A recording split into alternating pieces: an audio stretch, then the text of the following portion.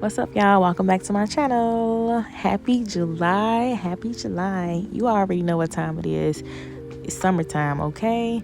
And you already know what time it is. It's time to get the charcoal out, get the grills going. Today I'm going to show you how I made my fall off the bone ribs utilizing Riley's Bold Blend. Now, I just happened to be in my grocery store, local store, Jewel Osco to be exact, and I seen this brand popping, black owned, so I wanted to give it a go. No, this video is not sponsored, by the way. Like I said, I just seen this on the shelf, and why not support another black business?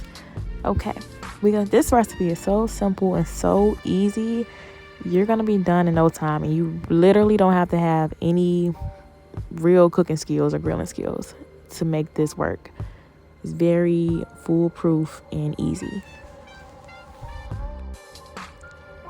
So let's get going.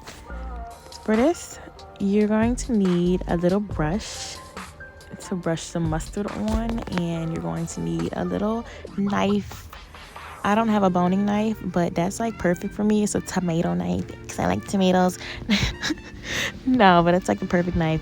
So what I'm gonna do is wash my meat off really well, and then I'm gonna flip it over and remove the membrane.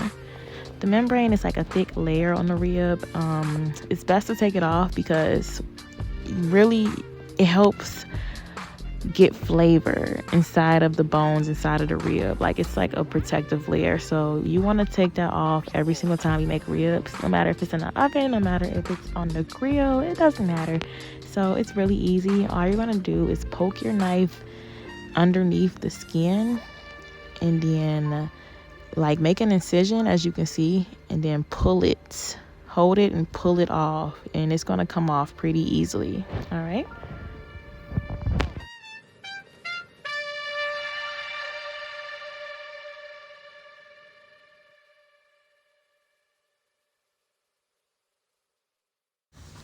Following that step, I'm going to go ahead and grab a paper towel and dry my ribs off, the front side and the back side.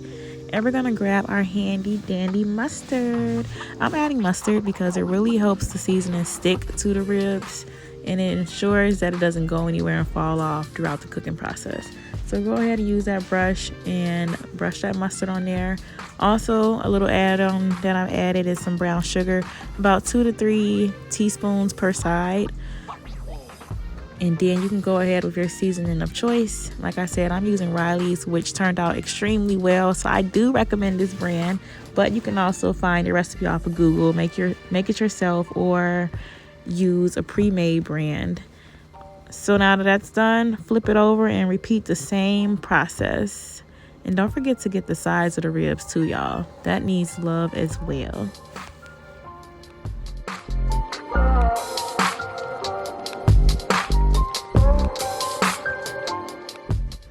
Now, doesn't that look seasoned up and beautiful?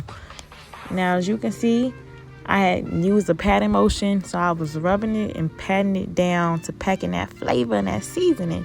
Now, I'm using, like I said, this recipe is very foolproof because it has a cheat code. The cheat code is to put it in the oven. Now, you can either put it on 275 degrees and let it sit in there for about 3 to 4 hours if you have the time. If you don't have the time, you got people coming over, or you just hungry, put it on 350 for about 2 hours and check it then, 2 to 3 hours. Now, of course, I just had to add a little something extra. My Montreal steak seasoning, that's one of my favorite staples and seasonings that you will always see me use, as well as my Tony's Creole. Now, go ahead, spray that foil, of course, with the non-stick, and pack it in as you see me doing, and that's that. It should look like this in the end. And go ahead, put it on a pan or put it straight in the oven, whatever your heart desires, and let it do its thing. And this is 75% done at this point. Look at it. It's already like really tender. The work is already done. Thank God for the ovens, okay? We appreciate you. Now you can go ahead and transfer it onto your grill. and act like you really did something, okay? Now, it's already done. All I'm looking for is some color, a little grill marks, a little char. I'm going to stand here because my heat is very high. As you can see, the flames rising up. So about, I say 5 to 7 minutes on each side. As you've seen, I have my little Riley's barbecue sauce waiting on the side. Go ahead and brush it on there. And voila, there we have it, y'all. Easy, simple, flavorful, juicy, fall off the bone ribs, perfect for your family barbecue. And I'm going to even insert a clip at the end to show you that I'm not lying. If you try this recipe out, let me know in the comments what you think. And also, let me know in the comments, what do you personally like to use for your barbecue rub? Send me some recipes. Let me see how you get down in the kitchen. But all in all, thank you for tuning in to another video. I hope you all have a wonderful, safe, fun, and productive summer. You will be seeing me more often this summer, so don't forget to turn on your post notifications so you can get notified when I'm posting some more videos. See y'all later. Bye.